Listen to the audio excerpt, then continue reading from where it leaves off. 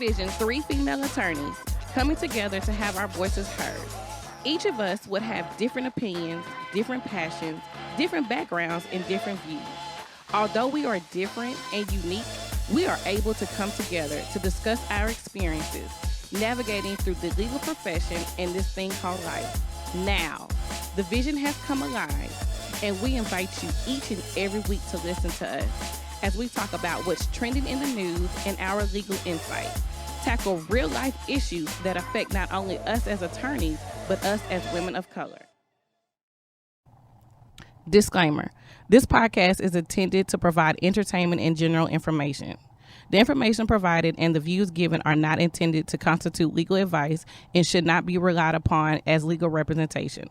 All views expressed on this podcast are our own and do not represent the opinions of any entity whatsoever we are affiliated with now or will be affiliated with in the future. Hey guys, it's your girl Brandy, and welcome back to our episode of No Further Questions. I hope everybody's having a good Halloween. Happy Halloween to our listeners.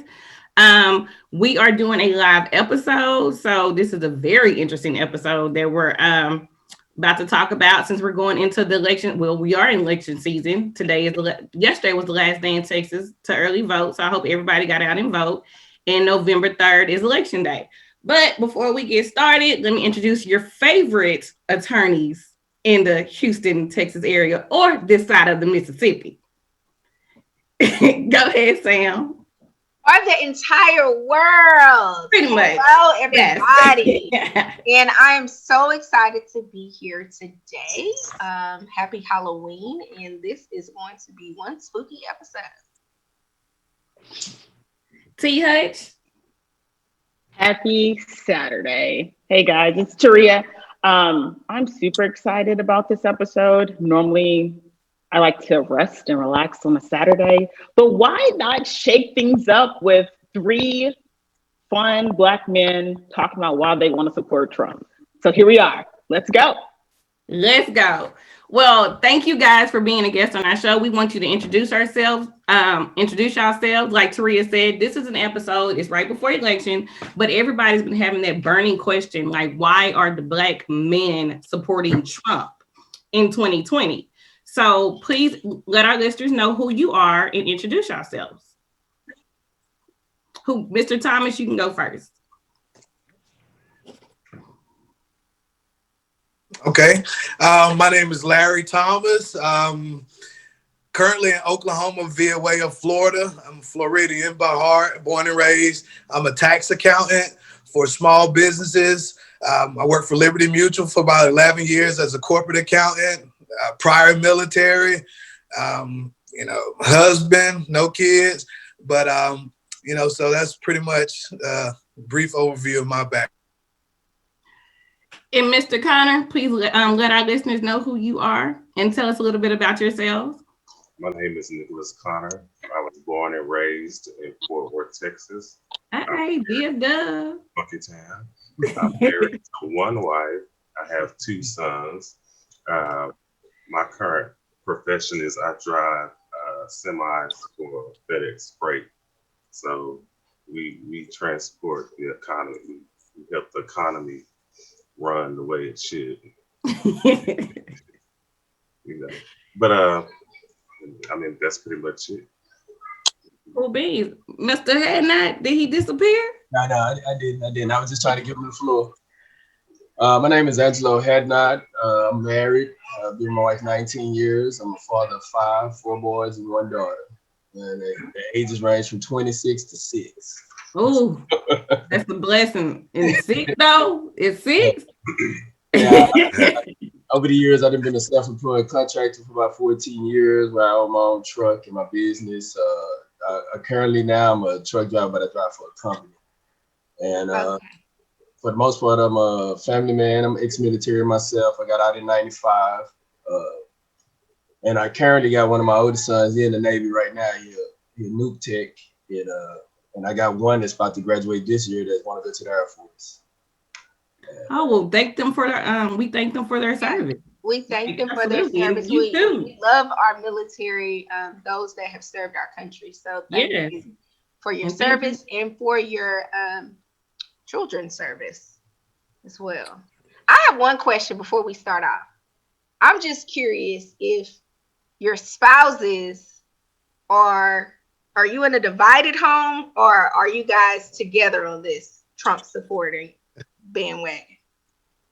Uh, Me and my wife, we together on this. We both Trump supporters, so Okay. I don't know about the other gentleman. I think We are as well. Me and my wife are too. Okay. I maybe go a little bit more deeper than she does, but she's definitely on the Well, I track. see, Larry, you have a stain on your shirt right there. You got a stain. What about you, Nick? I think my wife is still trying to decide. Uh, I think she's a little bit more toward voting for Trump, but just because of the conservative values, I know she really doesn't care for his character or his personality. But as far as the conservative values, I'm thinking she may be swinging toward to the right side. Well, I hope by the end of this show, we can change her mind. Right. Tell her to listen. Well, let's get right into it. Let's just go straight into the questions. And this question is for all y'all, for all three of us. So how we're gonna go, because it is three of y'all, and we just want to kind of keep it, cohesive and so y'all want to talk over everything. I will just call one of your names out. You answer the question, had a conversation, and then we can just keep going from there. So this our first question. Do you believe that the current administration has improved our nation since entering office? And we'll start with Mr. Thomas. I think definitely. I go from a financial standpoint. I look at the numbers. I like results. I'm an avid follower of 401k, the IRAs. The impact of our community financially. Definitely small businesses, and when he first got into office, I was looking at the Fidelity accounts and different things like that. I've always followed it, but I've never seen the return on investments that I've seen with the first part of the administration. Usually 401k, you get 1%, 1.5. You see 2%, you just think you doing, real good. But when I was watching this, we were seeing 12 to 14% returns on our 401k. And this just wasn't for the economy took a hit. So just to see that the HBCUs don't have to apply for their grants and their monies each year, they kind of set a standard for that. So I really think that it really has improved in this administration. What about you, Mr. Connor? I pretty much agree with Larry. I'm gonna let Angelo take on the. He can elaborate a little bit more. I'm kind of the weakest link. I just now got into politics. I've probably been in politics about a year now, and just seeing what made me get into politics was just kind of seeing what's going on. So I've been doing a lot of research, and I'm gonna let Angelo take over. Well, for me, I thought it did. I thought when he came in office, I was questioning about it because I did vote for him in the first election. I know that's one of your answers down the line, but I did. But my biggest thing is I thought because his business background, I didn't want another politician. I feel like America is like a corporation and it need to be ran sort of like a business. And I wanted some stuff to get done. I didn't want them to give me platitudes and all that and tell me something good line that sound good to my ear, but I'm not getting any results. And I feel like he gave us results. And I feel like as long as everybody had jobs and there was a positive vibe going on with the jobs, with the jobs creation and with the economy, I feel like the country was moving in the direction I wanted to see it move in. And so I feel like my vote had mattered for a change because I was seeing some results for a change. So yes, for me, completely yes. Does it affect you any that although he's a businessman, he's filed for bankruptcy like a bazillion times and is in like $4 billion worth in debt? And has 7 failed companies, all 7 failed businesses? Like, because that was my concern, is that like he was a businessman, but he also. Let me ask you this. I can't hear you. Let me ask you, well, how many times did Disney file bankruptcy before the company took off? You know, definitely provisions with the IRS. They don't expect you to make a profit for years. So a lot of people carry these small businesses or businesses on their returns. The IRS allows these huge losses for these businesses to take because they know the upstart costs, upfront costs, and things like that. So we look at even the invention of the light bulb. How many times did the guy fail before we actually got it right? So failure is a part of the process in order to be successful. Right. So to me, just to have a international, worldwide empire, that just speaks volumes to overcome those bankruptcies that he has gone through. But even the IRS will only allow for you to file so many business losses after so many years. You can only be in the red and file in the red before the IRS says, I think it's like 3 years before. After 3 years, you can't do it anymore. And then also, I think it's a difference from, yes, Disney did file bankruptcy, but to continue to borrow money that you don't have, I think is the concern, the debt. But to me, if you're talking about debt, I mean, we can say that about our entire country. Exactly, and that was my concern with him, is that his answer to everything is borrow more money, and it's like we don't need to increase the debt ceiling. You're on mute. Sorry. Well, I look at it this way: I'd rather pay a man that's been worldwide success. I'd rather trust somebody who's had worldwide success with an empire than somebody who hasn't even had a job before that, has only worked and only been paid by our public dollars. So I would trust that person more than I would someone who has never even punched in a clock before, who doesn't know what it takes to even, run a business. Well, to me, I look at it like it's sort of like if you first time you try, you keep trying and trying again. You want to succeed, and failure builds character. And so, even though he might have filed bankruptcy, I have a friend of mine who filed bankruptcy, and he was able to get his stuff all back together. His credit score, everything was all back perfect after filing bankruptcy. So, we can look at it as a negative thing, but I think we have done that in the Black community. It's saying if you file bankruptcy or something, some kind of way, it's some kind of bad mark on your life. But it's a way to reset your life, get reorganized, get your stuff together. And so just when I hear about him filing bankruptcy, I don't look at it the same way. But that's because I've seen it in people's lives personally. But I guess I would agree. Myself, I would agree. I'm not saying, because for all those out there that say, I would agree. Bankruptcy is something that in the Black community is kind of looked upon differently. But I do think it's a difference from filing bankruptcy once or twice, and then filing it every time your business is taking a loss. Taria, I'm sorry, Taria. Go ahead. Yeah, go ahead, Taria. And I was going to say, it just like your friend, he filed bankruptcy on his individual taxes. You're talking about a president who is affecting all of us. So if you're a bad businessman and it's one company, I can deal with that. But you're bringing a bad businessman who does not know how our governmental system works. He is not. This is not a dictatorship. There are laws and processes in place so that the individuals aren't affected by his bad business practices. And that was always my concern, that he just doesn't know how the whole system in general works. It was put in place, the 3 branches are put in place by our forefathers for a reason, not to say this to come in, you're a good businessman, you can terrorize our country for a few years. Doing that as a characterization and saying somehow you don't understand how the country works. It's like saying I don't understand how the country works, or you don't understand how the country works. And our 3 branches and all that, we learned that growing up in school. To me, that's just a bad characterization of the president. Well, we've seen the economy, and we can, if our technician would love to pull up the graphics that I sent to you guys for the economy. Our economy since 2010 has been holding pretty steady about a 2.5%, 3% growth. The second quarter of 2020, we saw a huge dip.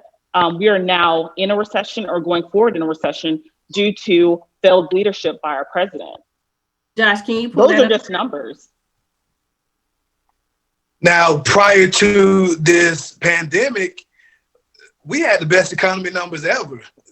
We've never and that's seen. what I just and yeah, that was my point. So the graph shows, I'm not going to deny that his economy was maintaining from what President Obama was able to do, but due to his failed leadership, now look at what the economy is doing. That is nobody else's doing but his. But again, he's a good businessman. So one section of the world says, but is he a good leader? So you can run a business all day long and not be a good leader. And we're seeing what the economy is doing due to failed leadership. He's going to bankrupt this nation using the same business practices that he's used over and over again for his businesses. Okay, the nation was already in debt, trillions of dollars. So he just got in office in the last 4 years, basically. So saying that the debt is his problem, this might be his debt currently because he's the president, but he didn't accumulate all that debt prior to that. All right, and also saying about leadership, again, that's arbitrarily, that's subjective. That's your opinion as far as you think it's bad leadership. But to me, the whole time that I feel like even the previous 8 years, I felt like it was downplaying and it seemed like we was putting America on the back burner. And if this is my home, I want to be put on the front burner. And I want America first when it comes to anything. So again, that's a so let let me ask you right now. And I'm pretty sure you probably looked at the charts and the articles I sent you. The economic graph that I'm discussing. Did you look at the graph that I sent to you? I did. We did. Yeah. And you saw based on whatever website you went to. All right, but those numbers was booming is on an uprise until the pandemic. Taria, she's saying you sent fake news. She sent fake news. I didn't though. And I've never changed my statement though. I agreed with Larry that the economy, we were doing great. We were holding steady at the numbers that we've been holding steady on for about since 2010. But something did happen. And if we were going to sit here and pretend like we're not in a huge pandemic and that hundreds of thousands of people have died under his leadership, he can't blame anybody else. That's a leadership issue and flaw. Or we're going to blame it on the fake news. We can stop death. That was going to happen no matter who was the president. Okay, so we're gonna hold that thought. We're gonna hold that because we got to keep on stay on this. Because we're gonna talk about death and COVID. I'm gonna stop y'all right there. So we're gonna go on to the next question. So y'all have pretty much probably answered this question, but just to reiterate, what political party do y'all identify with? And did all y'all? I think I'm not for sure with Nick, but did all y'all vote for Trump in this last election? So what political party do y'all identify with? Well, I'll go first. I'm still a registered Democrat ever since when I first got out of high school. But of course, back then, most Black people, I always tell you, your parents, your grandparents, you got to vote Democrat. The Democrat is for the poor. But I never thought we was poor. But I registered as a Democrat. And I hadn't changed it. I'm still registered as a Democrat. But I have voted Republican for about the past... The last Democrat I voted for was Bill Clinton. So I've been voting. Somebody please out there, anybody change Angelo's registration to Republican, please. He is not a Democrat. Please change it. Let me ask you this. You voted revoke his card, please.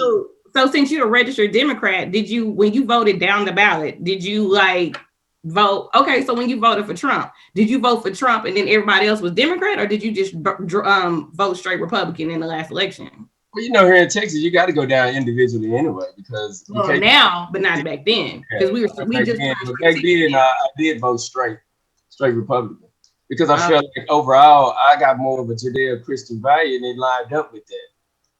All right. I mean, we could You put a whole said lot of stuff I out. can hear you. I'm sorry. You said you feel like you got a what value? I said a lot of Republican is. I guess you could say some of their pillars in line up with my Judeo-Christian values. Now, I'm not a professing Christian. I'm not no born again Christian but a lot of my values are based in that. A lot of my decisions is based in that, and Republicans line up with that. You can take it however you want to. Hold that thought because we got a question about that. Nick, did you Okay. what did you Nick, can you hear me? Because you're on mute. But you're on mute. So did you not when I'm saying last, I'm not talking about y'all probably early voted, but have you always been a Republican? Because you said you just got into politics a year ago. So I can tell you. Oh, sorry. Go ahead. I'm also a registered. Let him answer, Sam. I'm a registered Democrat, and pretty much I guess ignorantly voted. I just voted because it was the right thing to do, but not really knowing policies and what the party stood for.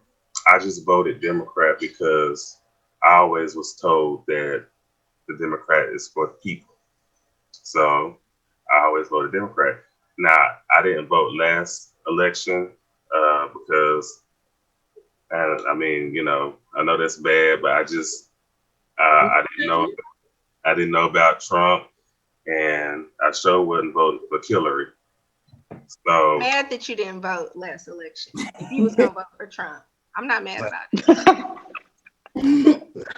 I feel like that's a hashtag right there. I'm not upset.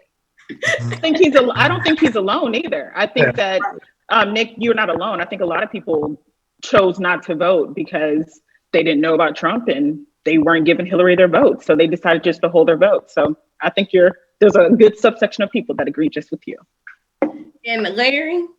We know Larry's been a Republican. Oh yeah, we know he a Republican. Larry is an accountant.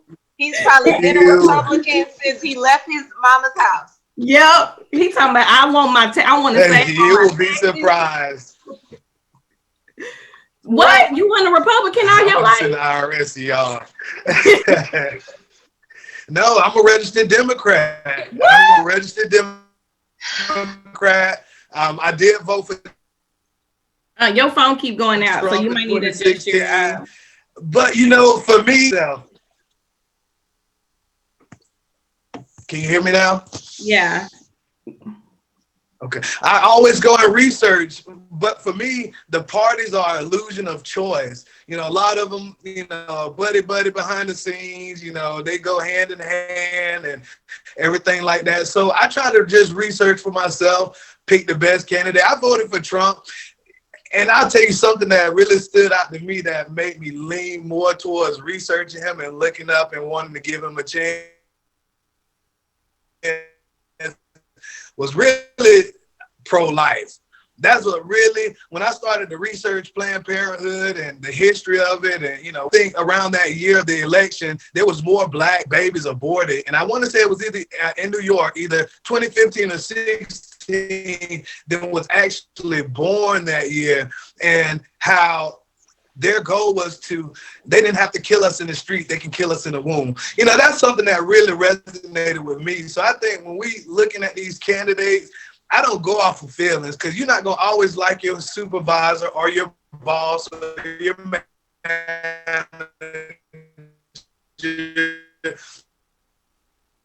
But if you're getting the best return at your job, you're investing, they treating you good, the morale is okay, I get my feelings. I just go off of the facts and policy. So I just need you, maybe find a better spot in your house, because you're going in and out and we're unable to hear you. But you have a... It feels like these are all tactics by these Trump supporters to remain registered Democrats. This is why I do not trust the polls. They're probably the people who get the text messages and are like, I'm voting for Biden, knowing they gonna walk straight in there and vote for Trump. Go ahead, Taria. No, and I was going to say... I actually switched my party over this time. I switched to Republican this time. Praise the Lord. You don't have to worry we don't want you. Go ahead, Taria. I don't want them either. No, I was going to say that I don't know how we ended up pulling these three guys, but when I was researching, because I got curious as to how many Black men actually are Trump supporters, that in 2016, 13% of Black men actually voted for Trump. And when you start digging as to why they voted, they were all registered Democrats who a lot of them voted for Obama and then made the switch in 2016. And so the three answers here are not surprising at all. It actually runs right with what the statistics are telling us. And I think at the end of the day, honestly, if we all kind of soul search, most of us don't sit on the left or the right. We probably sit somewhere in the center. And so I think Larry brought up a great point about really researching. And so I'm going to start plugging in the middle of this. Voting is still going on. The election is November 3rd. If you haven't voted yet, research. Just because you are registered one way does not mean you have to go all the way down the ballot that way. There might be a Democrat that works for you. There might be a Republican that works for you, but pick someone that works for you personally, and not what some article or media wants to tell you. Exactly. I also think like pick the candidate that works for the country as well. I think that a lot of people vote for selfish reasons. And when I say selfish reasons, it's like, oh, well, this will help me, save on my taxes. Yeah, but at what cost? And that's on both sides. So I think that, consider the overall betterment of the country, not just you saving $1. Exactly. Well, and can I say something on that too? I just out of this election alone, it's like they want us to hate so much that we choose the other candidate. I'm not hating on the Democrats or Joe Biden or whatever. All I want to know is, what are you going to do for us? Not wait until I get in and you'll see, or Trump is this, Trump is that. And you want us to hate him so bad and be so fearful that we vote for you. You're not going to scare me into a vote, so that's kind of where I stood with that as well. Right. Yeah, well, so let's move into like both of y'all have touched about this, Larry and Angelo, when you said you're Republicans and your Christian values. So since you are a Christian, what is it about the values? Because you said what, pro life? Because at one point Trump was pro choice before he ran for president. So was I. Like what happened? As I got older, my life changed. A lot of things was different in my life. When I was young, I was a lot of more liberal things. Listen, I don't know about that. I'm not no born again Christian. I'm saying, but I grew up in the whole holy roller holiness church, and so a lot of my background and the way I feel about life still is rooted in that. So. For me to have a president or something to even say anything about God in general, I like that. Yeah. But what have he said about what has he said? He said no, he didn't. He the photo op in front of the church. What has he said? That the Bible was his favorite book, and when they asked him which book, he said he couldn't name them because they're all good. That's what he said. So what did he say about God? I heard the Bible. I've heard him say in videos, because I follow him on Facebook. I've heard, and this is what bothers me about the media, because the media, I have not seen one good thing about President Trump that they have put on the media. It's like the good things they want, but all the negative things, it's like they want you to build this hate toward the president. But I've actually seen videos where he said that we need Jesus Christ in this country, we need God. Yeah. I mean, but this is the stuff the media won't publicize, Can we stop right there? And can you tell us 3 good things that Trump has done for us in these last 3.5 years? Why is it that we always they told us? I'm just trying to. What is it that you think that's been done good prior to that? Well, that wasn't so. I had a question out though, Angelo, and Nick made a comment that the media never. No, but Nick said it. So he said that in the last year, he brought it up, guys. I know y'all are his friends, but he brought it up. So he said that the media doesn't allow and talk about the good things Trump does. And so as a Black man who has either voted or is going to vote for Trump, I would love to hear 3 good things that Trump has done for this nation in the last 3.5 years. From Nick. Well, one thing is what he's done with the HBCUs, the opportunity zones for African Americans.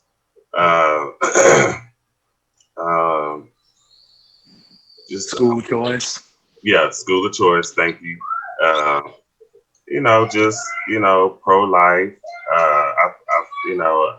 I really feel like Black lives don't matter. I feel like that's a hypocritical statement if you're not pro-life, because statistically, like Larry was saying, we're the highest African American babies are number 1 on the list of being having the highest abortion rate. So my question is, does Black lives really matter? Okay, so wait a minute now, because this abortion thing keeps coming up. Let's be clear about something, okay?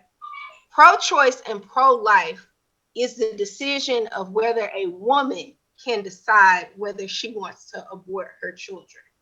Before Roe versus Wade and women were allowed to make that choice, abortions were still occurring illegally, where women were dying because they were having abortions done in the back alleys by doctors and sticking clothes hangers in their vaginas to kill the baby themselves.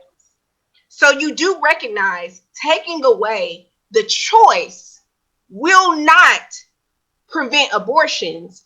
It will just then kill more. If you say more Black women, Black babies, it will then kill Black women. But I would say because they will that, be doing this illegally.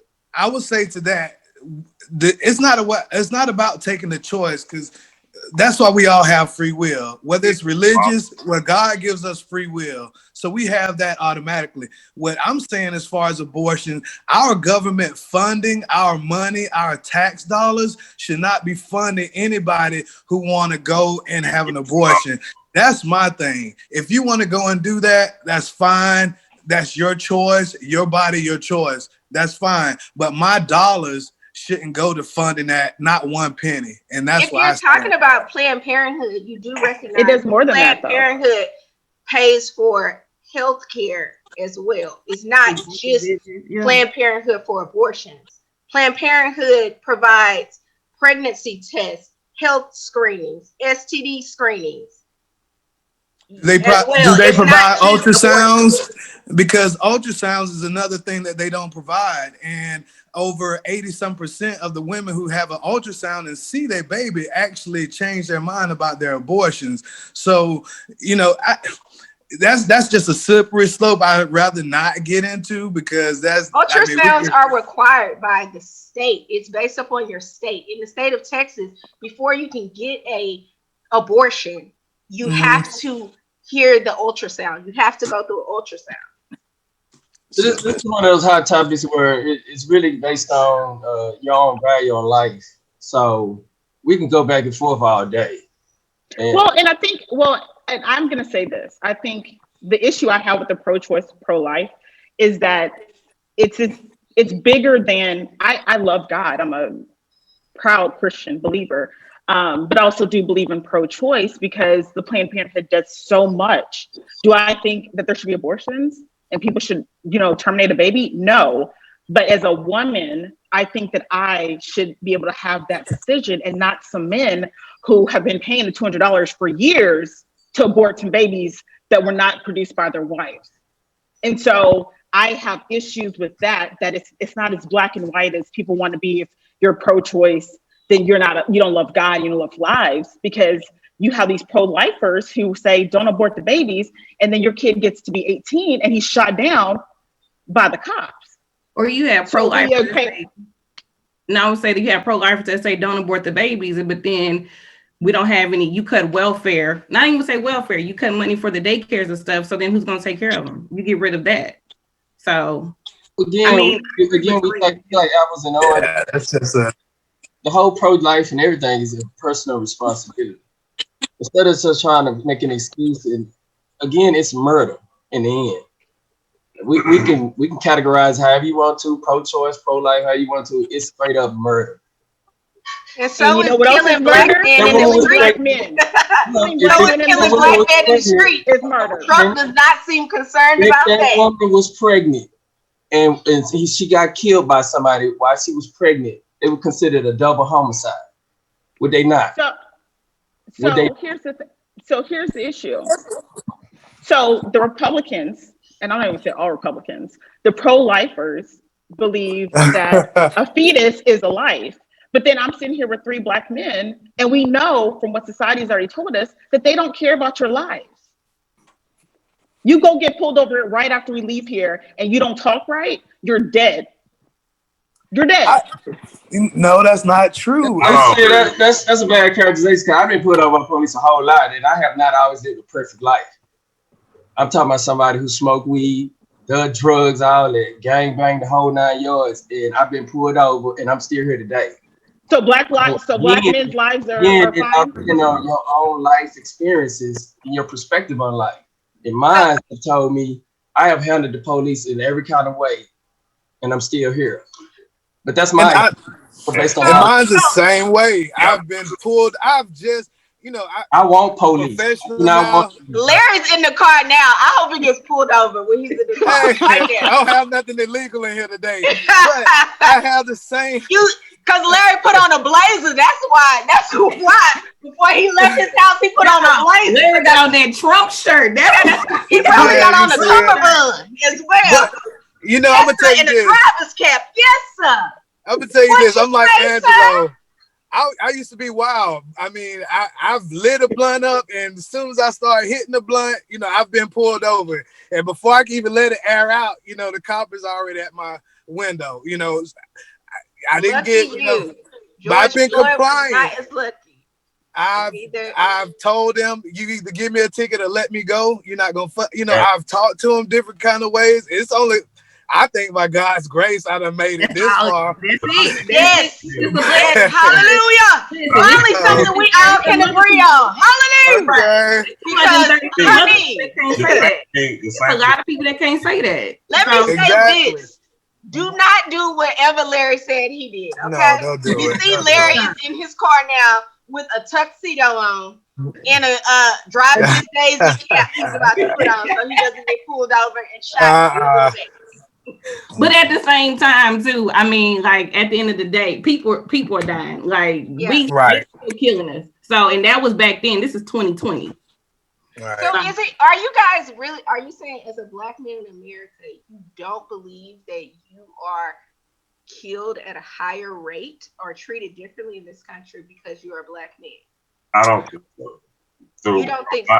From my experience, just like theirs, I've been pulled over, I would say, out of my life maybe 7-8 times.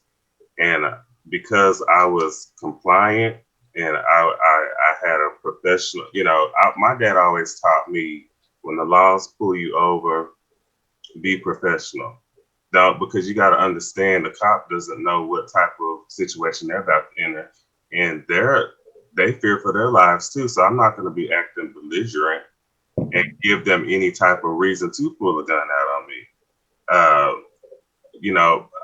honestly, out of all of my experiences, I had one bad police officer that gave me hell.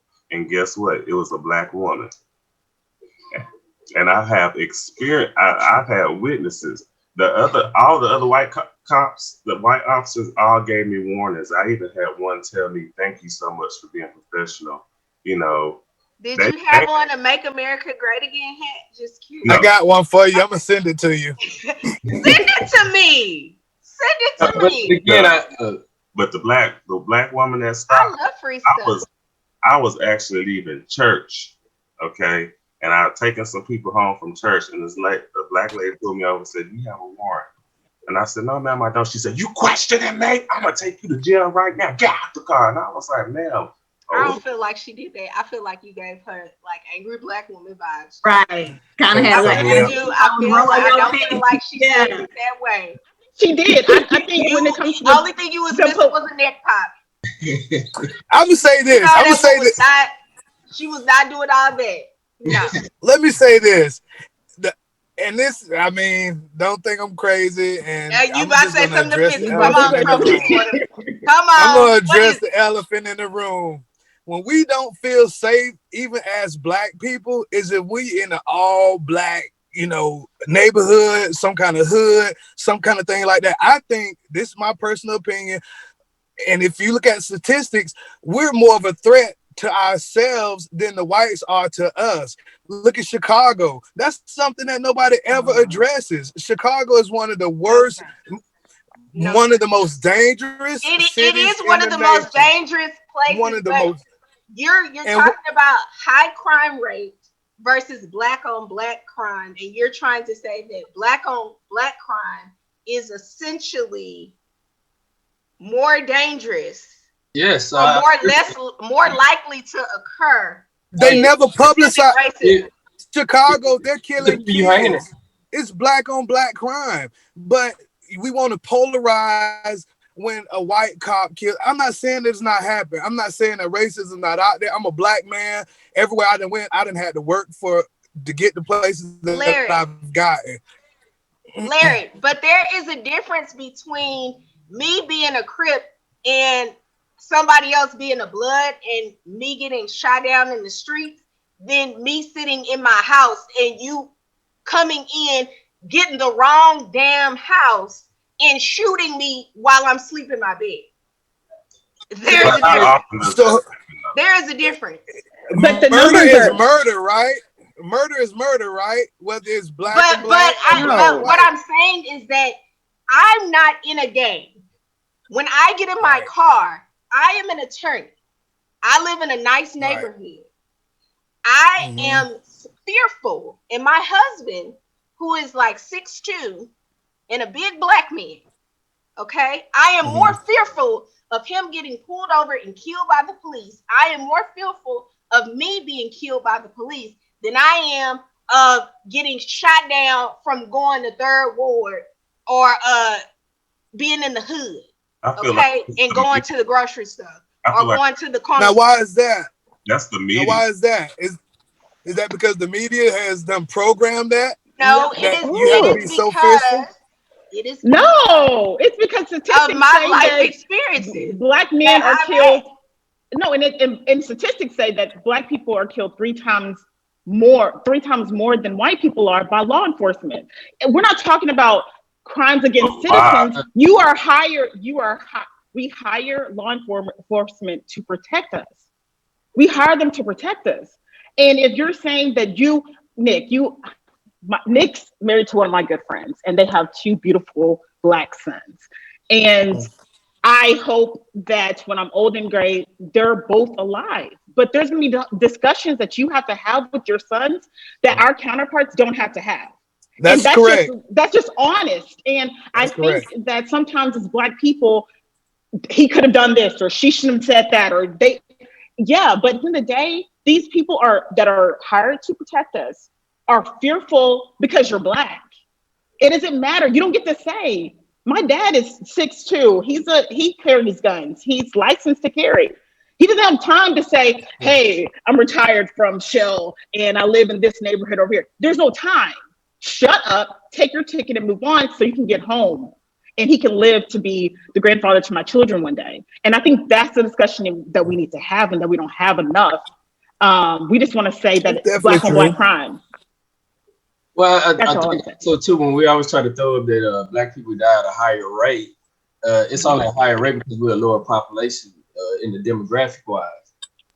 There's still overall, if people look at statistically, it's more white people being killed, but they don't emphasize that one because since we are lower demographic in the population rate, it's higher for us because we lower on the food chain when it comes to how many people in America are black. So every time they use that characterization, they playing with the numbers, which is also playing with our hearts and our feelings, and play with our mentality and how we think about them situations. And I think that's what you have to look at. That if we only 13% of the population, and black men is only 6% of that, but we have the highest crime rate amongst our black men, And if we getting killed by the cops now, it's gonna look higher based on that small portion.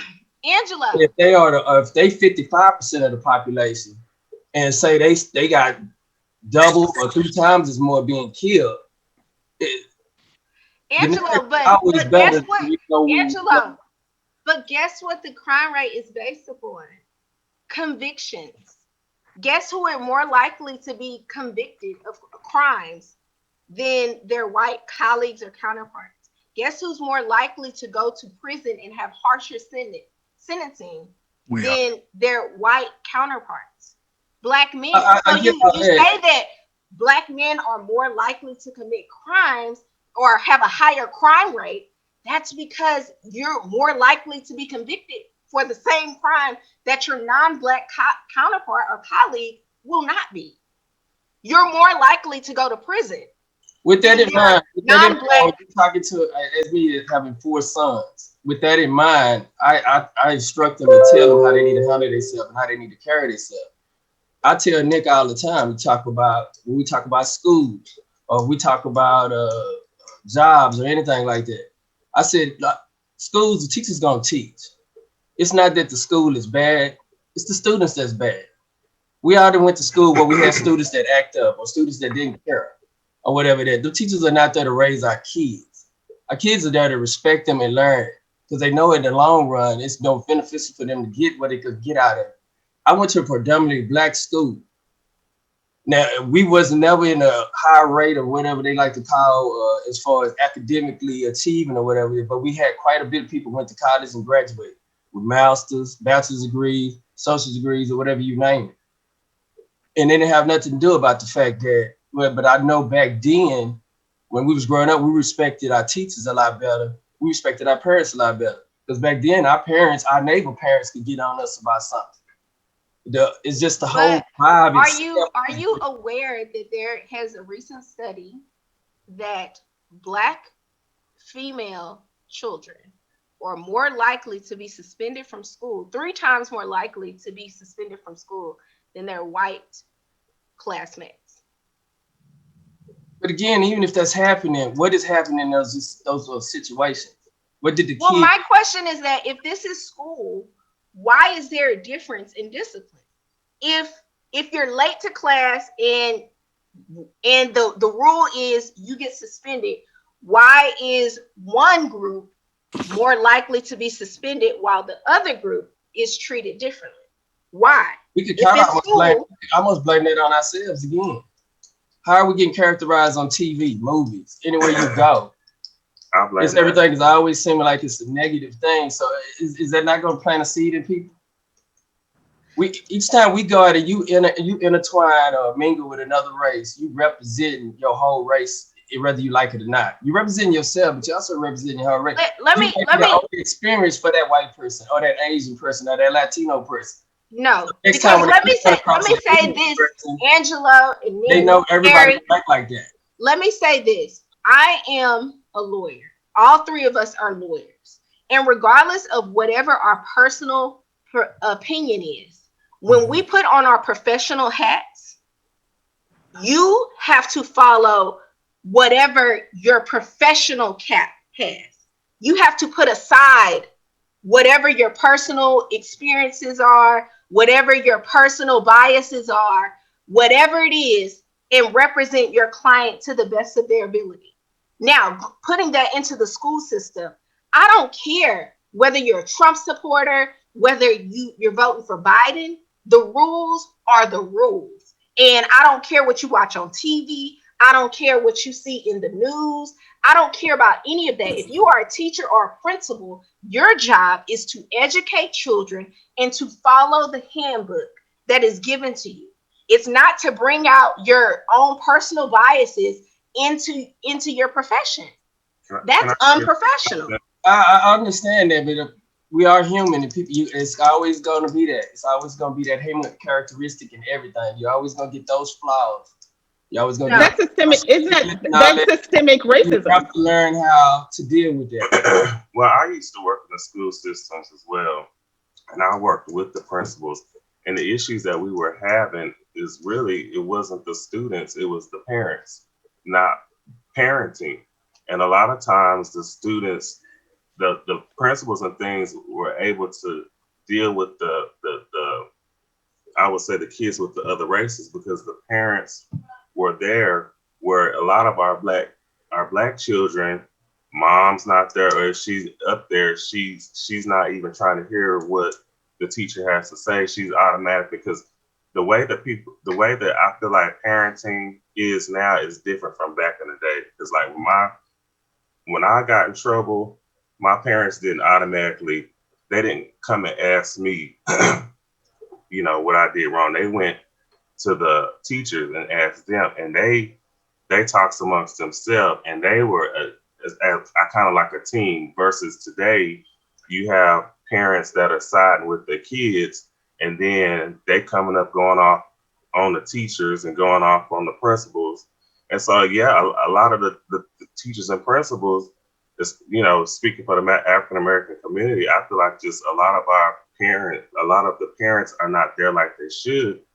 And so when it comes to discipline, I just feel like from experience, from what I've seen, because my supervisor, principal at the time, was Hispanic. And yeah, she dealt with the black kids, it seemed like harder than all the other kids because their parents wasn't there.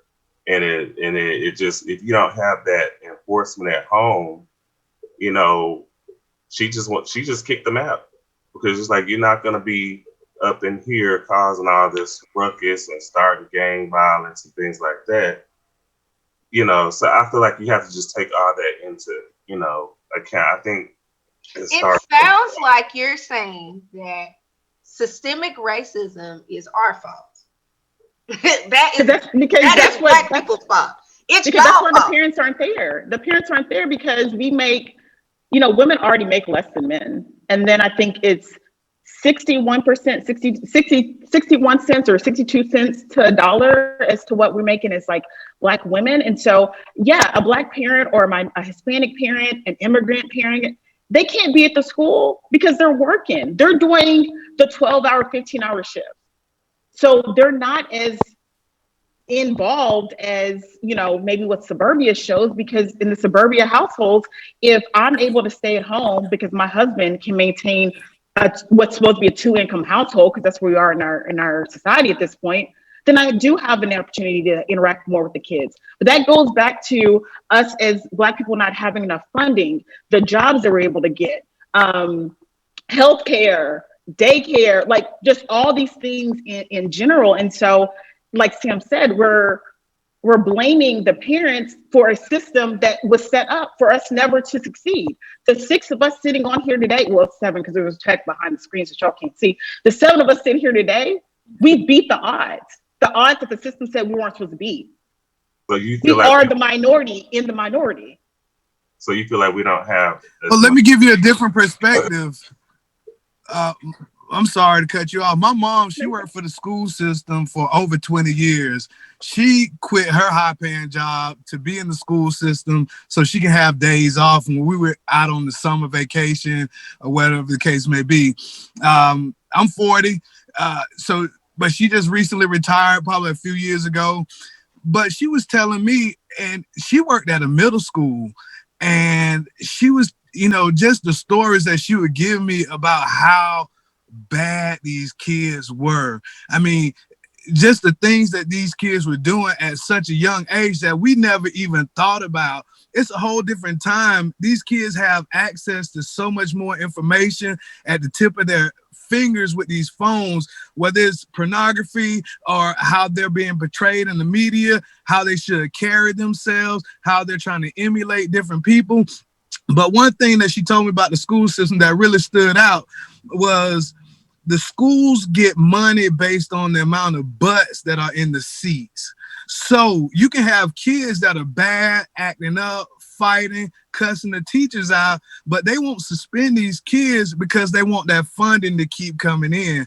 And so once these kids realize, okay, I can do what I want to do, and I'm not going to be suspended, and then I don't have nobody else holding me accountable, it creates a whole different type of environment in the school system that I don't even think we fully comprehend because we're not there. We can make excuses, oh, it's systemic racism. I'm not saying that that's not there in some shape and form, but I think there's other contributing factors that we're not considering. Just like you were saying, you know. But I have a question. I have a hypothetical.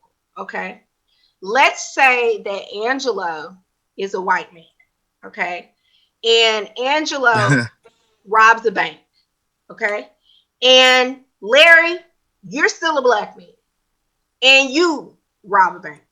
Okay, and you commit the same exact crime, and y'all go before the same exact judge. Okay, now Angelo may have been able to pay $20,000 for an attorney, right? And you were able to pay. You had to get a court-appointed attorney. Let's just say. Okay, so the DA offers Angelo probation for his offense. Remember, I said you committed the same exact crime. The DA says, we'll offer you 2 years, but you're going to go to prison. And you have to be a felon. Do you think that that is fair based upon the only difference is that Angelo is a white man and he paid a $20,000, $15,000 retainer, but he was offered a completely different deal that was never even offered to you, was never even placed on the table. You have to go to prison. No, that's not fair at all. Nobody gonna take because that happens every day. Are you playing that scenario? But that happens every day. Might be more to that detail to that. It's not. It's not. Your scenario. If I paid $20,000, we don't know how much of that the lawyers slipped under the table. So we don't know what negotiation is going on. But why does that matter? Why does that matter? Yeah, well, I have a question for the attorneys. I'm not saying everybody perfect, and I'm not saying everybody trying to get over. That's going to continue to happen. You cannot take out all those kind of elements in these situations. No, and you know what she didn't add in there? That judge is a Republican. And there goes and lies why voting matters again. Depending on who's sitting on the bench, they all have their own reasons. In the criminal sector, it's how many people have I locked up? How many convictions did I push through? And I think that's the other. But that brings. So is that the same thing with Kamala Harris when she locked up all these black people for these minor crimes? Is she's not a Republican? That brings about my third point why I voted for Trump, because the prison reform, which the 94 crime bill that Biden, which I don't understand why I think that's why a lot of black men also are voting for Trump, because Trump he did the prison reform. He didn't, though. He didn't. See, again, that goes back to the three, how it really works. Okay, the president signs a bill. It has to go through two different entities before it gets to him. It has to go through the House. It has to go through the Senate. Okay, in the 94 crime bill, Joe Biden did push it through, but so did Republicans. So did the Black Caucus. So did tons of other famous people. They pushed it through. So it wasn't Biden by himself. Just like with the prison reform bill that Trump did, it had to go through the House of Representatives first, and then it went over to the Senate. And part of the two people who helped that go through was Kamala Harris and Cory Booker. And then it went to Trump, and he just signs his name. But we again have a guy who tells y'all how the system works, and he's never been in the system before, so how would he know how the system actually works? Someone puts a piece of paper in front of him and he signs his name. That's all that happens. In the first place, they need to have term limits. To me, Biden been in there 47 years, and all this went on. So how can he not be a part of the problem? Brandy, are you sort of the moderator of this thing? I am. I wouldn't mind if we kind of went down your list of questions. Y'all covered on one topic, and y'all covered it. We didn't talk about That's how we do our show, though. That's how our show it's goes. like open discussion. So I mean, Angelo said, give me Right. But I mean, you know, I took the time to go look at some of these things, look at the articles that y'all linked in there and all that, and I'm like, okay, we're gonna get to this. I definitely Absolutely, appreciate absolutely. so that. let's But talk about we've affordable already, healthcare. Then let's talk about we affordable did, but healthcare. but in our defense, and because It's the all listeners don't important. know what was sent to you guys, in our defense, I hope Angelo would be able to go back and say, even though we haven't gone tit for tat down the list, we've still been hitting everything that was on that list. Yeah, Don't you agree with that? Yeah, It's been that's why I good. was like, Just I want to can't. make sure really for good. people. kind of didn't already answer some of the other questions that's coming down the line. Correct. You know what? Let's talk. Let's have what we have not talked about. We've talked about racism. We've talked about values. Let's talk about coronavirus and how he's handling this. Because we only talked about it in regards to like the economy. It's a hoax. It's not real. Let Angelo start it, since we're going to go down the list. He read the article. I already know Angelo said Corona ain't I have real. no problem with that. Again, I guess whatever your viewpoint is, I don't know if y'all had remember, it was a girl had died here in Texas. She was 17, went to in Lancaster High School, and she died of the coronavirus. I didn't realize it was my cousin's kids. And so in my family have affected somebody personally right now, my white brother and his sister-in-law, whatever, they got it down in Mexico. And so in our family life, we didn't have people have it. And, you know, that have been bothered by it or people that died from it. Now, my point is the whole thing about the coronavirus is how do you characterize and how do you feel like it's affecting you in your life as far as your viewpoint of it? Now, we can say it's a hoax. I heard people say, oh, it's a hoax, or you heard the president say it's a hoax. But again, what do we mean by that? You can say, oh, he ain't taking it serious. But again, what are the numbers is telling us about the virus? If they are categorizing the virus as if you die of anything, but they find that you had a coronavirus, it have to be categorized as a corona death. Even though the corona death is not the cause of death. George Floyd had coronavirus. Obviously, for political sake, they are not going to say he died of the coronavirus because that you think they had a storm then. You think they ride in, let them say he died of the coronavirus after everybody sit there and watch that video. But again, on the death certificate, it's probably going to be on there because that's the way, but they incentivize that. They're getting extra money just to categorize it, just like they're doing with butts in the seat for kids to have them say it's a corona death. Why is that? It's a way to put the fear mongering in the public.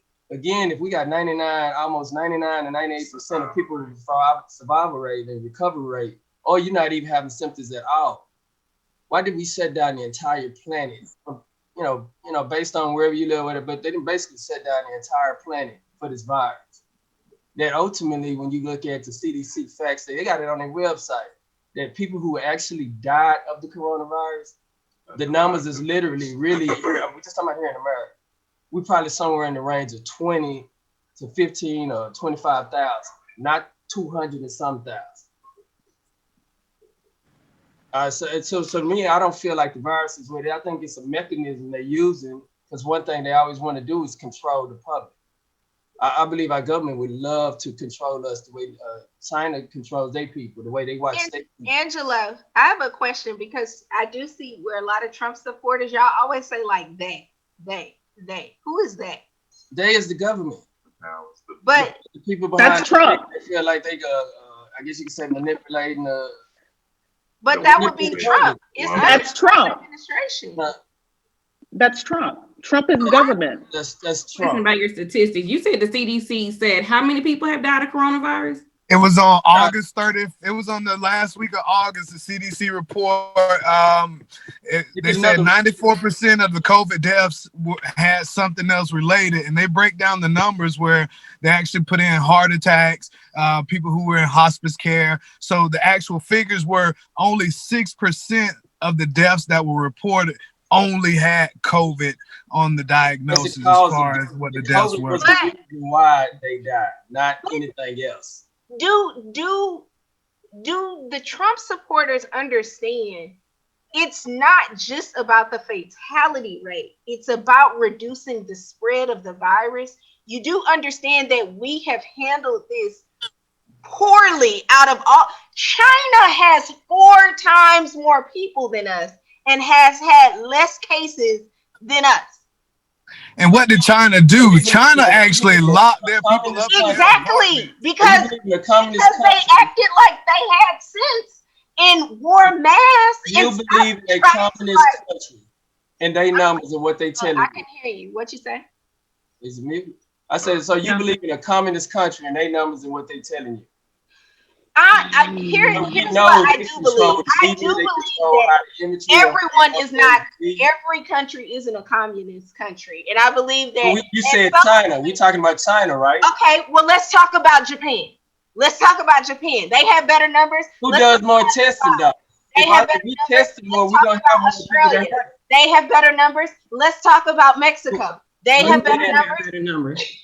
Like, But let's let's country. because they're doing less testing. no, but can we? Let's talk about something else. Let's not talk about a country. We're gonna have higher numbers if we do more testing. Let's not talk about a country. Can we talk about something else? Let's talk about the pandemic response team. Let's talk about a pandemic response team. Let's talk about a team that was put in place by President Obama. Okay, and this same team is the reason why Ebola didn't blow up like the COVID-19 not gonna did. blow up because it wasn't as big as they did. But Ebola was Angelo, now I let you speak, and I wasn't finished all right, talking I'm yet. just Okay. So with the pandemic, because that was a comma, not a period. But so with the pandemic response, President Obama had it in place, and then Trump decided in his admin that he didn't want it there. Now I will give you this: the pandemic response under President Obama was too large, and they even said that they had way too many people, and it needed to be cut down. They said cut down, not erased. And I think that the pandemic response would have been in place, that we would have had more results that we had with Ebola than we did with COVID-19, because we didn't have a choice. And when they shut down the economy and the whole country, they had no idea that everybody was going to die from COVID. They didn't know anything about it. That's what Trump said. He didn't know anything about it. Remember? That's what Trump said. I remember when He he didn't know shut the anything country about it. down and he got called a racist for doing that. That was from y'all Ebola is a people. condition. That was from y'all people. The black Chinese people didn't call him virus. racist. Well, Biden did. Well, let me say this: Ebola is a completely different disease than Corona is. Corona is just like the flu. Nobody panics about the flu, but the flu kills so many more people every year, and we never talk about that. But something that's being so publicized. Something that's being so publicized during the election year, I'm only saying that it's a fear tactic. It's striking. I'm not saying it's not real because I've had family members that had it. No one died from it, but the hope that you have to give people, you can't live in a country where you don't have any hope. So at some point we have to reopen. At some point you have to show that we can overcome it. At some point we have to keep moving forward.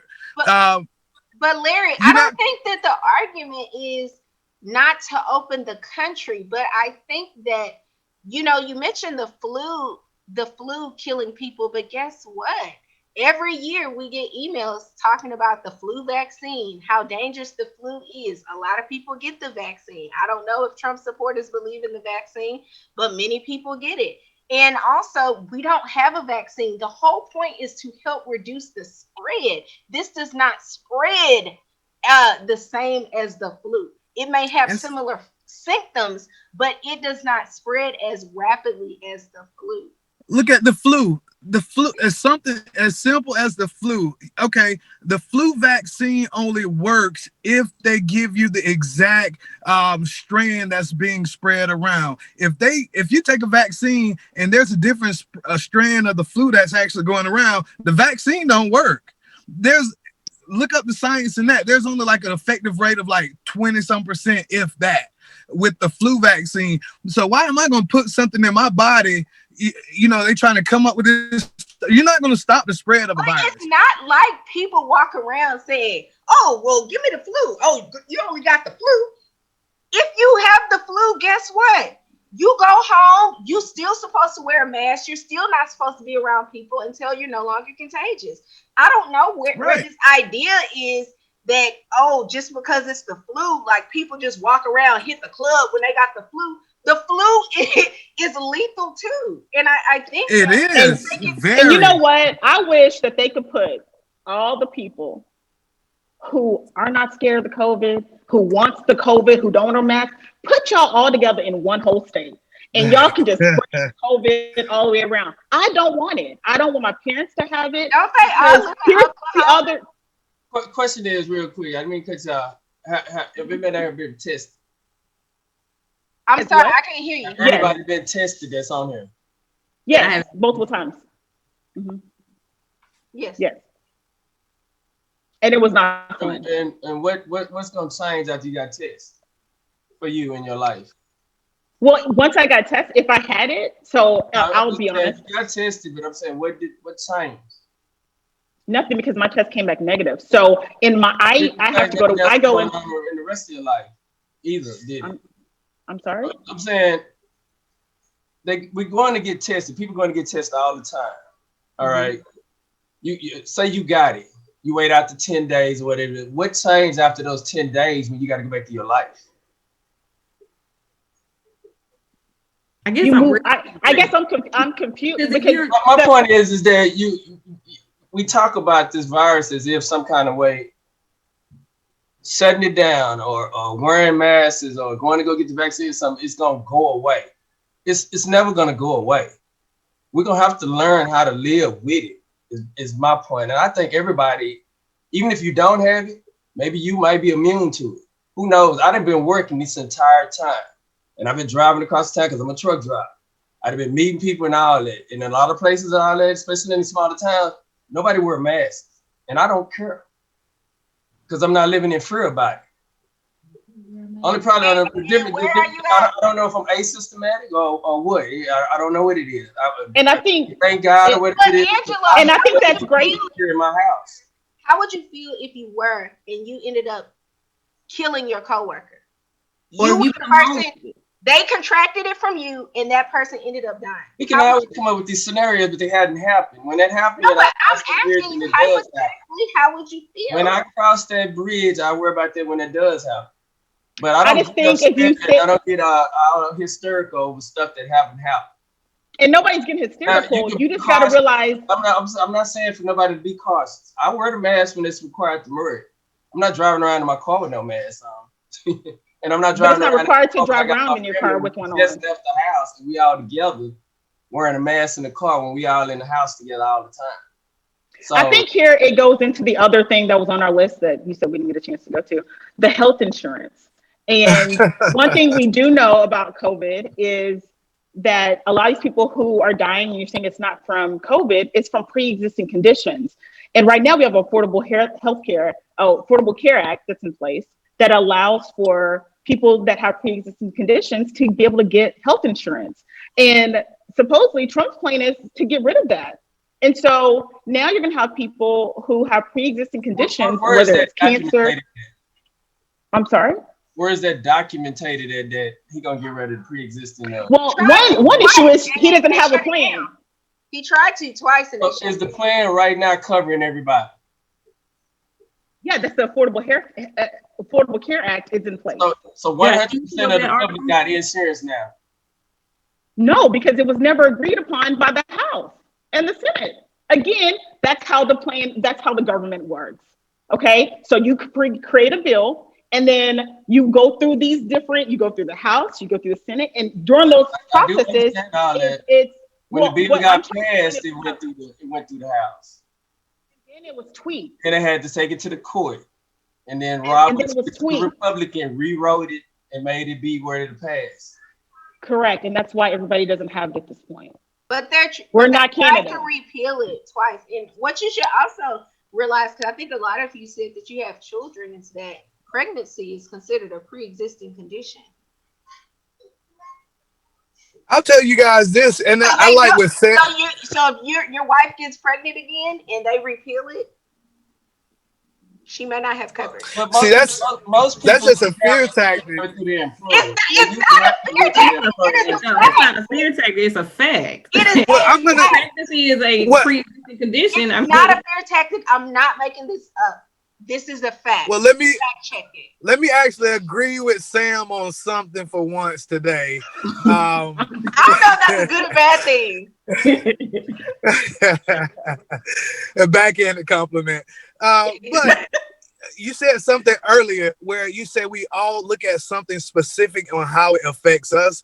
And so you guys are looking at the pre-existing condition, but looking at it from a financial standpoint, the Affordable Care Act was actually unaffordable, and it was actually a tax. Because when I'm looking at doing personal taxes and small businesses, these people were getting these refunds, just say, for instance, a $2,000 refund.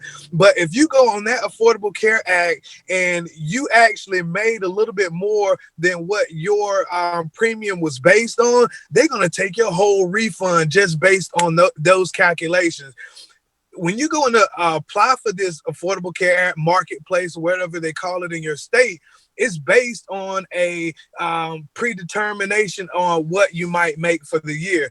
Just for instance, I had a client who got an actual payout from their retirement, where they didn't actually keep the money. They used it to pay off another loan and put the money back. That put them over the threshold of income for the year. You know, they had a $20,000 bill at the end of the year, but this is supposed to be the Affordable Care Act. So this is the portion of the stuff that we don't talk about. I guess we all have just different perspectives and different views from different aspects of it.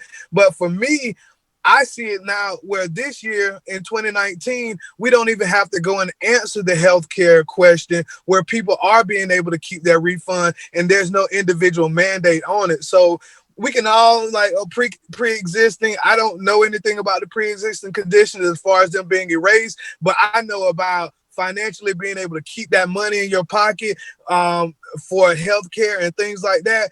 To me, that's the aspect that I see. And so that's why I can stand Larry, on, let's get rid of it. You don't have children now. Angelo and Nick have children. Y'all didn't see those hospital bills, right? Even with insurance. I've seen them. Yeah. Haven't you? Mm-hmm. Yeah, I understand them. Now imagine if you didn't have any we just insurance. addressing Obamacare just right off the bat. When it got implemented, Affordable Care Act. It's the Affordable Care Act. And It was the Affordable Care Act. well, for the Unaffordable Care Act. Affordable Care Act. Anyway, we got a letter in the mail after it got passed saying that our premium was going to go up. Plus our deductible changed. At one point, we was only paying $1,000 deductible for 5 people in my household, which was reasonable to us. But once they passed that, it's $1,000 per person. So now it's $5,000 plus the premium that they take out of your check went up because of the Affordable Care Act, as you like to call it. But you want to know what? You want to know what, Angelo? You're absolutely right. But the reason why it went up is because the insurance companies were against the Affordable Care Act. And so they raised the premium so high in kind of opposition. But again, so they decided to cover less. It was going to cost more to cover less. So they're charging you more to cover less. But that was the insurance company's choice. That didn't have anything to do with the Affordable Care Act. Because it had everything to do with the Affordable Care Act. If they pass something through legislation and it affect me financially, is that not through the legislation? It wasn't their fault. No, because at the end of the day, if I say it's no different than Mr. Papa John, whatever, when he told them, oh, well, if you vote for Obama, then I don't know how I'm going to afford you. I'm going to have to lay some people off. If I'm a private entity, I can make my own decision about how much I'm going to charge for something based upon how much money I'm losing. So the insurance companies made that decision based upon the Affordable Care Act, but it wasn't the Affordable Care Act that made your premium go up. That was your insurance company's decision. That's a private company. They made that choice. Well, they made it because it's based on a financial choice. Usually, mostly everything they do is based on finance. Right. If they think... Me and Angelo agreed upon something. Who's they though? But again, they're going to make those choices. If something they pass, they feel like adversely is going to affect their company, then they're going to make the choices to change that. Right. which I always go back to the consumer. Right. Consumer But always wind up paying in the today end. we're talking about like health care and people's And I'm talking about lives. healthcare, and we still a consumer of that. And again, if they pass something that's going to adversely affect that company, the company always pass it back on to the consumer. And I'm the consumer, and I didn't like my premium going up. I agree. I think it was super high for us. I mean, But if premiums But go up again, all the time. they sold the Affordable Care Act as if it was the end all be all, that it was going to help everybody, and yet we still have millions and millions of people that does not have health care. Premiums I'm one of those all people the who don't time. believe They go up in every year. that we need to be paying for everybody health care. You're not paying for everyone. But the difference is, it wasn't the difference is a mandate. That's the difference. That's the part that we're overlooking when we're looking at this unaffordable care act that I call it. Is mandated. There's no option. And when you have that in place, there's a mandate. That money goes up every year. So for the first year, it was like $300 and some dollars. The second year, it was like a little bit over $7. The third year, it was like $1,000 and something. So this is a mandate, and that's the part that we're overlooking. Like, his premium went up, but he didn't have another option. If he would have chosen, especially with him being a business owner, he didn't have any corporation that was taking the blunt of the blow for him for his health care. That was something he was paying out of pocket. And if he didn't have that, that was going to cost him thousands of dollars at the end of the year because he didn't have the full coverage for everyone in his household. So we have to see it for what it is. And he said he has children. So versus his wife being kicked off the insurance for a pre-existing condition, and then him having to pay out of pocket for giving birth. Which one would you rather pay? What kind of healthcare plan you had? You assuming that every healthcare plan everybody had didn't take some pre-existing health issues, but it just depends on the plan you had. That is true. A time where I paid for my own private one, paying for our family and all that, and it was costly. But at the time, I could afford it, and so we worked it out the best we could. But being up under a company one, it changes it. It changes it a lot. But I still believe a lot of people have their health care through their company. Yeah, but unfortunately, right now where we sit, the unemployment rate has raised due to the choices that were made about how to handle the COVID-19. So a lot of people do not have enough health care to go through. So tell me. So where are they going now? Did you unemployment happened is because we had to shut the country down. Are you laughing at me, Larry? It's like dealing with it. Yeah. Okay, well, you know what? On that note, because our time is running out, we're going to have to wrap it up. Have to bring them back after the election. Yeah, we're going to have a part 2 on this. We're going to have to do it on an evening time when I can have a glass of wine or something. Yeah. Will y'all come back? I'll get a couple shots. Yes, ma'am. Yeah. Will y'all come back and talk to us? I will. Okay. Yeah, most definitely. Angelo and Nick, y'all gonna come back? They done. Yeah, we come back because we didn't get really deep into systemic racism, or we didn't get really deep into some of these other ones you had. We jumped on the healthcare. I know we bounced around, but I enjoyed it. Okay, so if Biden wins and we get y'all hats, will y'all wear a Joe Biden hat? No, ma'am. Before we actually, even though I voted Republican, I don't own a mega hat or anything like that. But gotta make my hair fall out. I'm not even one of them kind of people who putting that all on my Facebook page. I feel like that's for my family. Praise the Lord. I'm gonna get political. Be a closeted Trump supporter. If you're gonna be a Trump supporter, be a closeted one. Stay in the closet. That Biden had to make your hair fall out. I honestly tell you, with a silent majority. Yeah, so. But I don't. But I'm not running around like I'm trying to apostolize to everybody. You need to vote this way. But if we talk like we talking now, or I'm talking to somebody I know or something, they ask me, then I'm gonna tell them.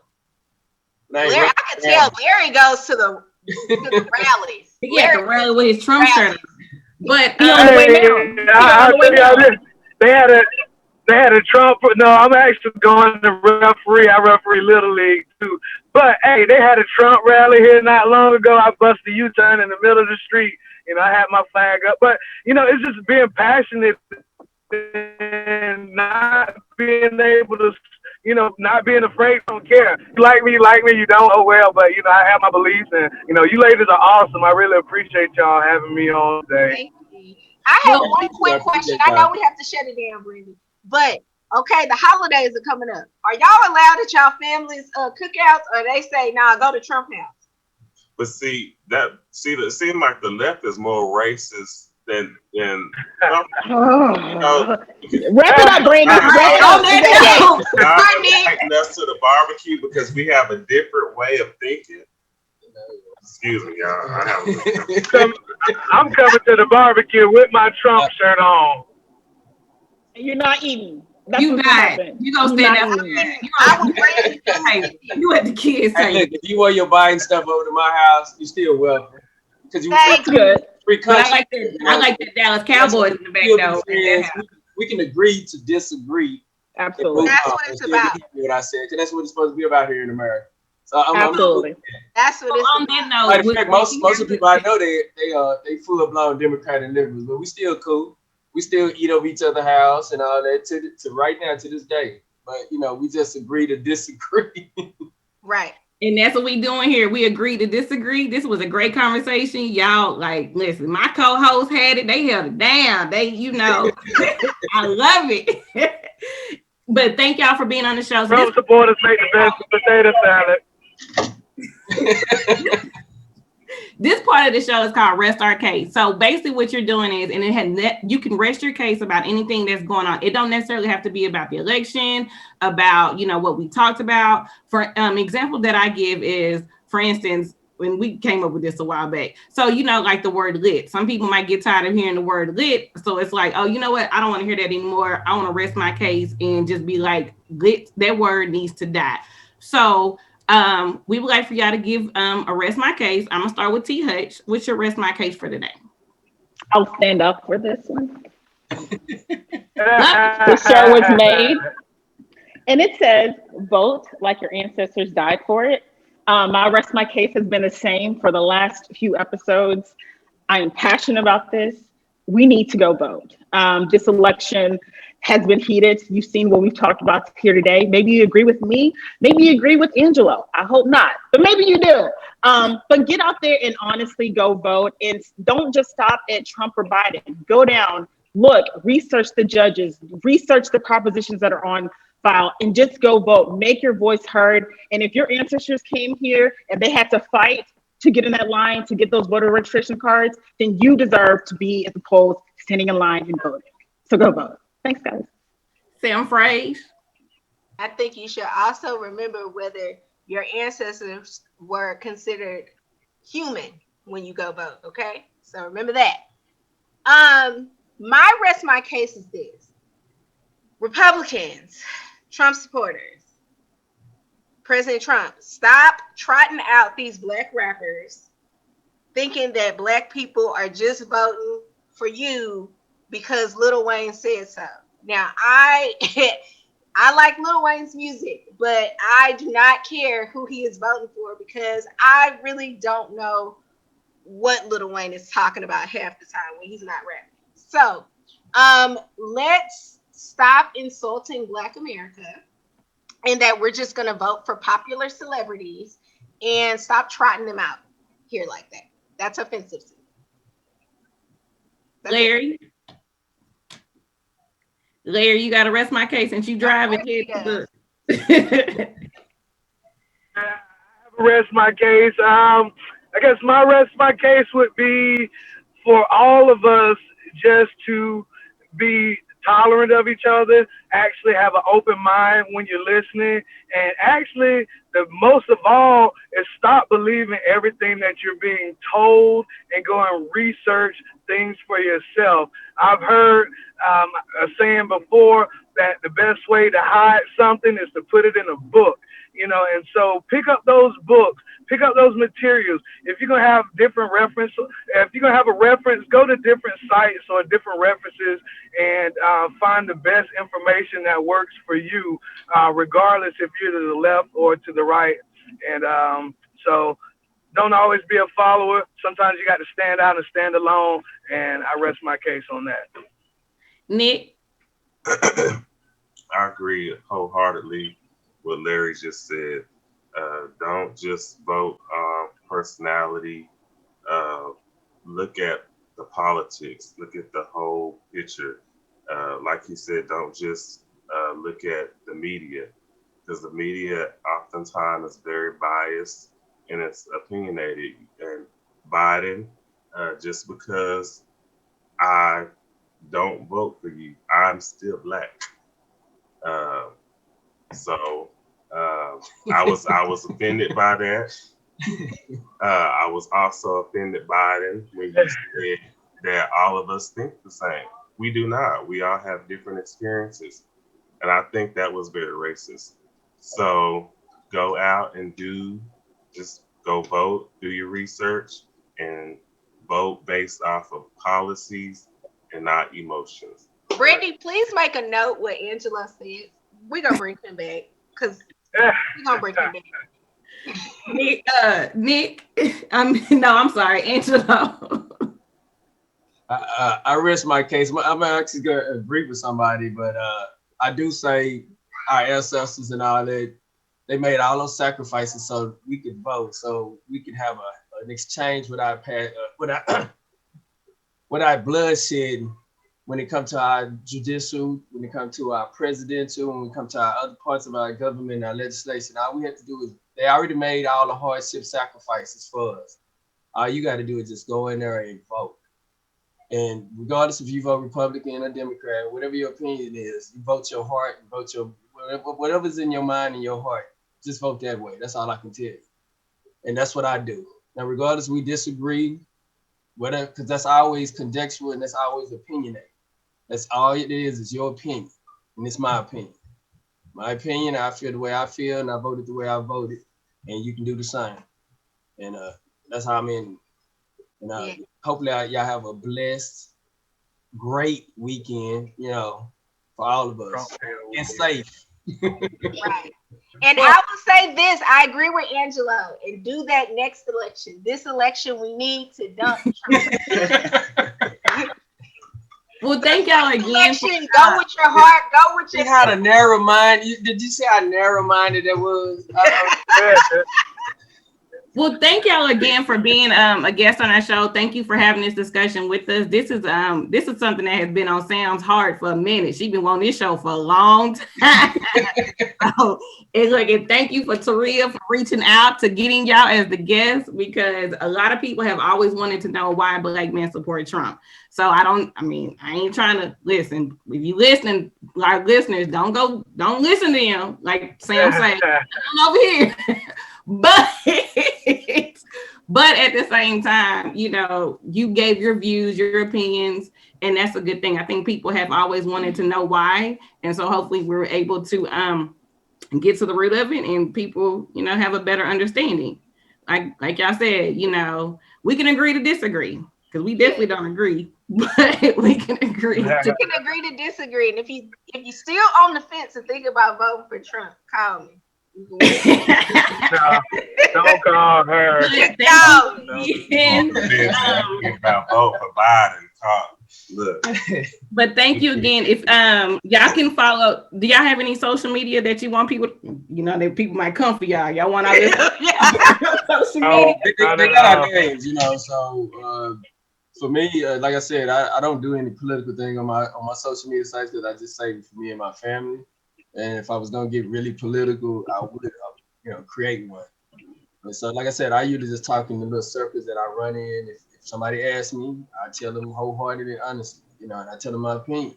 I tell them what I think factually, why, or whatever is in my heart. So, I hope. But a few of you guys have small businesses, right? Yeah. So, do you want them to come find y'all for your small business or support, or like Larry, you're an accountant, so do you have a social media account? What?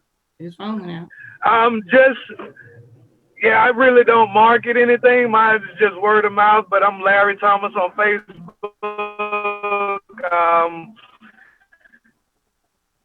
I'm rarely on Twitter. I do post something on there. Me and the guys will get together and maybe we'll start something up and, maybe start a page or, just put our views out there and not just let this be the last stop. Nick, I'm gonna cut that off. Nick, you got anybody need to follow you? You need to shout out your business real quick. Oh, it's me? Yeah. I don't really put up, I did kind of put up some political things, but I kind of stopped because I was getting attacked. I'm talking about business.